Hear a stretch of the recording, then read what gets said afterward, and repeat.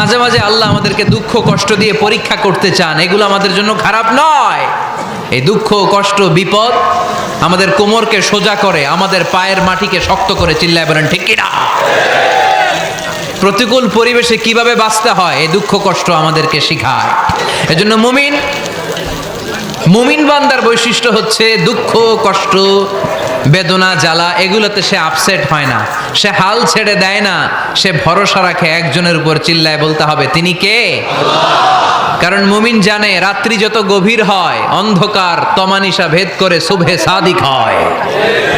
মুমিন জানে গর্ভবতী নারীর পেটের ব্যথা যেই দিন বাড়তে থাকে ওই দিনই নতুন মেহমান আগমনের সময় ঘনাতে থাকে।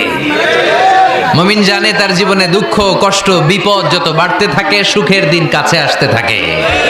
এজন্য মুমিনের হারাবার কিছু নেই। ফা ইন্নামা আল উসরি ইউসরা, ইন্নামা আল উসরি ইউসরা। নবী হে, কষ্টের পরেই আছে আনন্দ, দুঃখের পরেই আছে সুখ। আপনি সমস্যায় পড়েছেন, ওই সমস্যার সমাধানও আছে না নাই? এই পৃথিবীতে এমন কোন সমস্যা আছে যেটার সমাধান নাই? কথা বলেন।